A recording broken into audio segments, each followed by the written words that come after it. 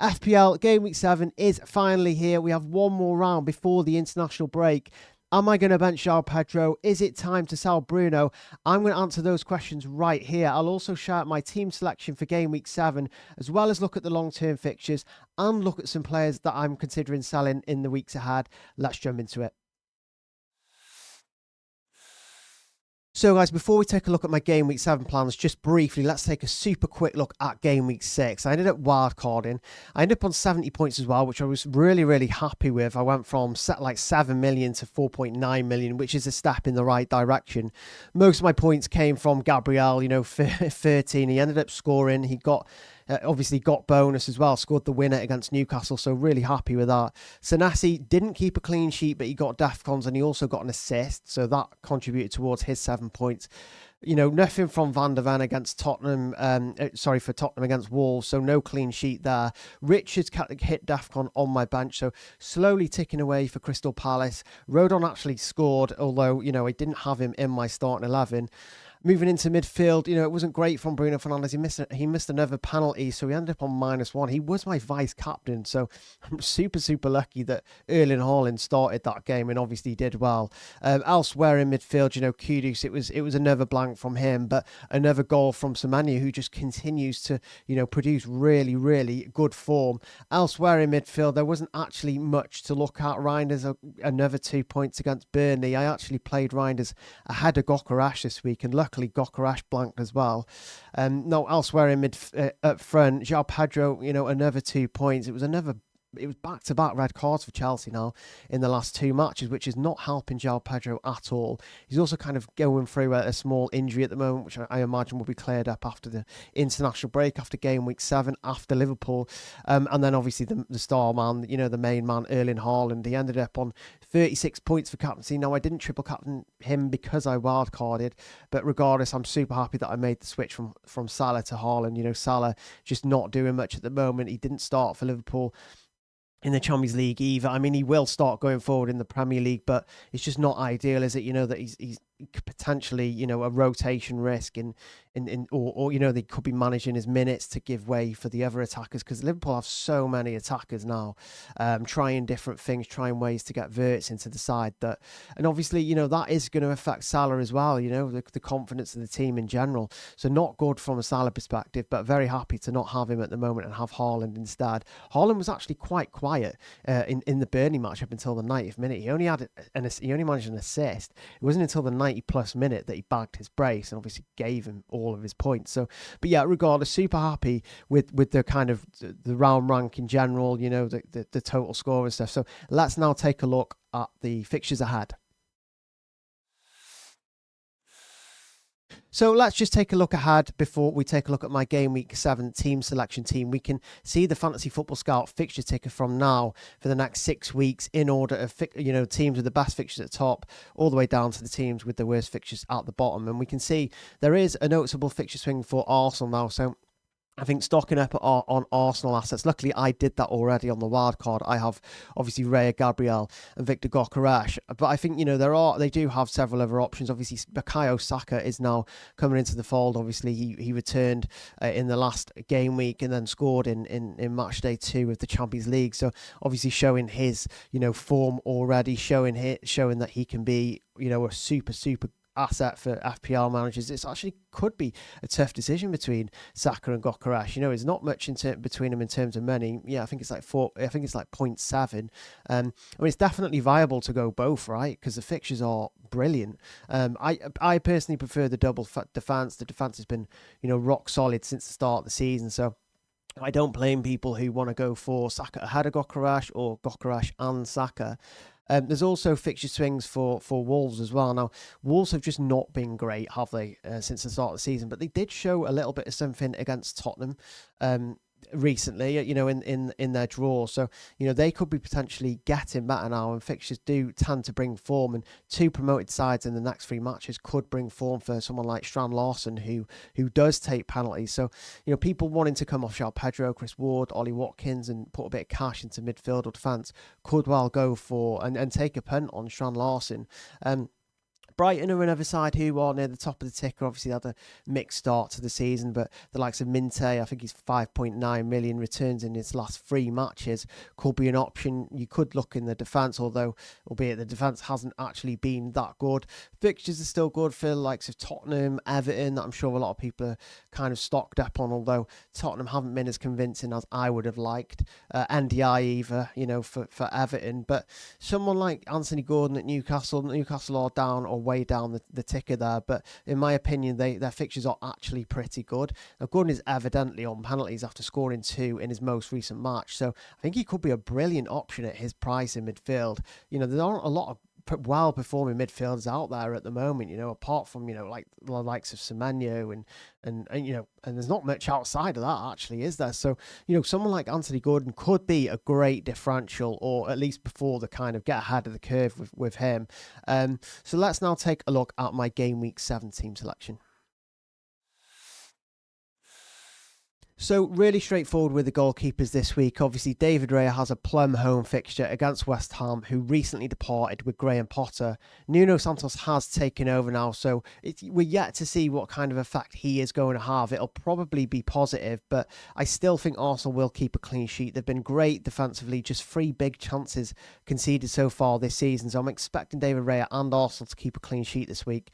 Now, Dubravka is on the bench, but he will be coming into the fold a little bit later on. I could be potentially bench boosting in Game Week 8 or Game Week 9.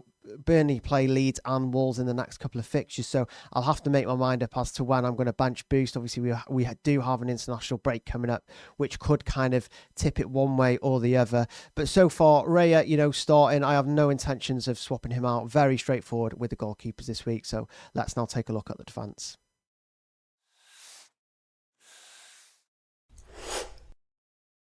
So in defence, obviously, Gabriel picked up a knock during the Champions League match against Olympiacos, but that was all kind of confirmed as he was fine after the game. At the end of the day, he's either going to start or not this week. So I think starting him makes sense. He has a really good home fixture against West Ham. He also proved his attacking threat in the most recent match against Newcastle. So he is an absolute shoo-in for me, as well as Senesi, who, as mentioned before, has more DEFCONs than any other player. He's obviously hit DEFCON points in every single one of his matches as well, with 100% success rate. Now, it's my third defender that I'm slightly torn over. Obviously, Van der Ven, Tottenham have not been that good lately. They've not looked convincing at all, not even from a defensive perspective. Now, I know Frank has done, good work since joining, I think 4 or 5 clean sheets in all competitions. Just doesn't seem as good as late. Obviously, they conceded a couple of goals to Bodo Glimt in the Champions League. They conceded to Wolves. They could have lost that game at home, actually. And Van der Ven obviously doesn't really have a good DEFCON rate. Now, he obviously scored as well. I missed his goal in the Champions League. I actually missed his goal earlier in the season in the Premier League as well. So I'm hoping that's not him done in terms of goals. So he has got goal threat. It's evident now, isn't it? 2 goals in like 7 games. It's evident that he's got goal threat. But I am slightly torn. I could end up playing Chris Richards against Everton because he has a good rate at DEFCON. I think it's between 9 and 10, or at least last time I checked. So really happy with how Richards is ticking along at his price, and he will come into the fold when I do need him. I could even play a back 4 with him this week, depending on which way I go. But I think I'm going to stick with Van der Ven. They are against Leeds. Tottenham on paper should be keeping a clean sheet this week, and you can't rule out Van der Ven, scoring. He may even pick up DEFCON. You just never know. But that is my defence so far.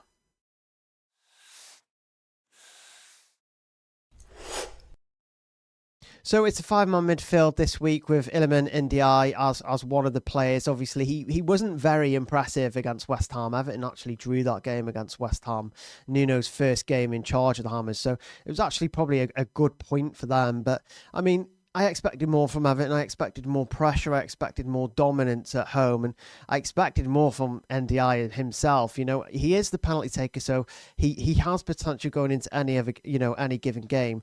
Crystal Palace have been good, so I'm slightly on the edge about Ndiaye. Yes, he has pens, and yes, Everton continue to score goals, but Could we see Crystal Palace maybe limit Everton massively, potentially? I don't know if it's enough for me to not start NDI, though. I mean, you could say the same about Bruno, really. You know, Sunderland have been fantastic. Bruno hasn't been fantastic. He's missed a couple of pens now, albeit if he did score those pens, he'd be one of the highest scoring midfielders. But it's a lot of ifs and buts with him. United really need to improve. I don't see them, absolutely hammering Sunderland this week, like, at all. I could see them struggling, but could I see Bruno nicking a return or retaking another penalty and scoring? Potentially, yes. So I think it will be dangerous to kind of take out Bruno, especially with the team that I've got. So I'm just going to play the fixture. He's there at home, so fingers crossed. I think if Ruben Amorim doesn't get a result from this game, he could be in some serious trouble. Now, elsewhere in midfield, Semenyo, regardless of his fixture, he is playing. He is one of the most informed midfielders, informed, attackers in that entire game. 4 goals, 2 assists already. So really, really good fixture, I think, against Fulham. They've been super leaky. Bournemouth are at home as well. So, really happy about that. Now, also Kudus. Tottenham haven't been great. Kudus keeps starting, though, which is a positive. He's also managed, 4 assists in his first, 6 matches, which I think is good. We saw more goal threat from him against Wolves. He came close to scoring. He actually scored and, it was ruled out. So he is getting there. He is getting shots away. He's looking a lot more positive, a lot more. I have mentioned in recent videos we will see Kudus' goal threat soon, and I'm still convinced of that. And I think we have seen a little bit of that against Wolves. So happy with him for now, although he definitely is one to monitor for sure. Now, City have got Brentford this week, and they rank among the four worst teams for goals conceded so far. So I think you have to be starting Reinders this week. Obviously, he's starting every match for Man City. Man City look good. They're scoring goals, don't they? They're not as consistent, obviously, as they used to be historically, but, fantastic attacking output. So for me, Reinders also starts. So that is my midfield. Let's take a look at my front line.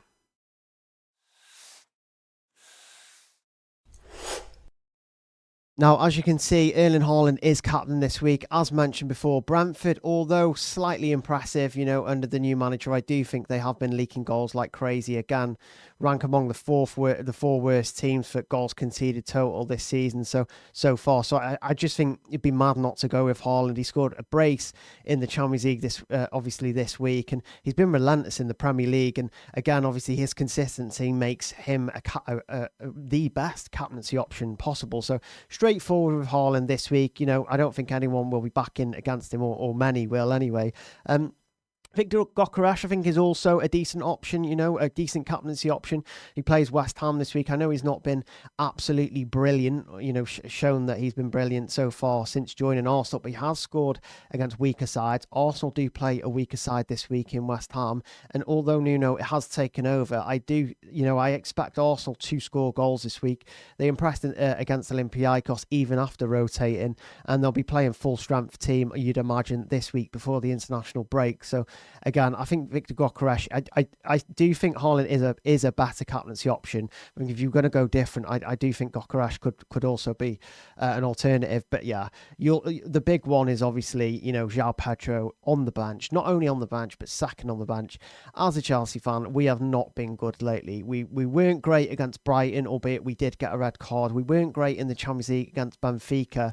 So it's not looking great. Obviously, Palmer's out injured. We are managing a lot of kind of South American injuries at the moment, which is not good. Obviously, Caicedo, João Pedro is managing something.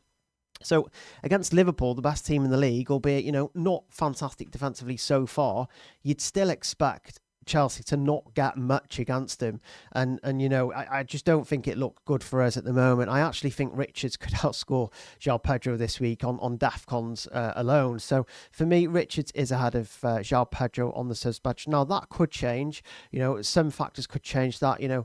Hearing a press conference on Chelsea, clearing João Pedro fully fit, or a bit more confidence, it might maybe upgrade him to first on the bench, or maybe even to the starting lineup if I get cold feet on NDI, potentially. So I don't know. I think I'm leaving João Pedro on the bench this week. It could haunt me. It could come back to haunt me, but that's just how I'm feeling as a Chelsea fan at the moment. It's not looking great, like I said. But that is my team going into game week 7. Let's take a look at some of the players I'm not happy with or considering selling. So this is a new section of my weekly team selection video, sell, monitor or keep. This is where I'll talk you through all of my assets and decide whether I'm, selling them, monitoring them or keeping them. And there, as you can see, there are quite a lot of assets that are down in the keep section for now. That is because I've just wildcarded, so that is pretty expected. Now, there are also a lot of players that I am currently monitoring, and Tottenham, as mentioned throughout the video, just haven't really convinced for me. I'm convinced that that Frank will turn it around, but I'm not too sure how long that'll take. Tottenham still have, good fixtures, so I can see why people are still buying them. Never mind, looking to keep ones they've already bought, even with the performances as of late. But watching them in the Champions League against Bodo Glimt, it wasn't great. The first half of Wolves was good, but then the second half was really poor. They're leaking goals at the moment, and I'm not too sure what's going on. Xavi Simons doesn't seem to be settling. Kudus looks good. We're seeing some goal threat from him now. We saw that against Wolves. Again, already mentioned the offside goal and obviously coming close with another big chance. So I'm happy with Kudus, but he could potentially be an issue if Tottenham decide they want to start resting him, or Tottenham continue in the way that they are, in that they just aren't looking that good. And that is the same with Van der Ven as well. He's obviously not getting DEFCONs.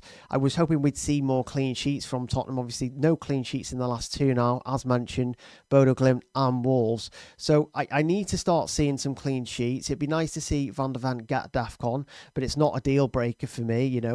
I don't want a full back line of DEFCON machines. I do want something a little bit different. And, Van der Ven has scored a couple of goals now, but again, if we see Tottenham continue to leak goals, then he could well be an issue, and then that is when I may look to move him on for kind of someone who produces those DEFCONs. Now, Bruno for 9 million isn't great, is it? Obviously, we have Saka coming back into the fold now, Cole Palmer. It won't be long before he's back. So if Bruno doesn't start picking things up at 9 million soon, or if he's off penalties and he's still playing deep, I think that could be a major issue. Now, again, wanting to upgrade him is definitely something that I have had in my mind prior to the wild card currently. So hopefully he gets better. Hopefully he starts producing points and hopefully he keeps penalties. But I mean, it's not looking great so far. So he is definitely also one to monitor. Now, my other player who I'm considering, selling or maybe monitoring for now is João Pedro. Again, Chelsea just have not been great. But, Cole Palmer is yet to come back. Could we see João Pedro and Chelsea start playing it better again with Palmer back after the international break? Potentially. I don't really have any plans to play João Pedro this week against Liverpool, so not a major concern he's in the team. I mean, it only becomes a major concern if I need budget, and obviously Bruno is there, for me to replace to a midfielder. And if I need the money, then João Pedro could well come out to fund a move there. So 4 players that I am monitoring ahead of the game weeks ahead of us. So yeah, it's about what are they going to do? How their teams are looking, how they're looking at as assets, and but more importantly, what other plans do I have? What other transfer plans do I have looking ahead? So definitely players to consider.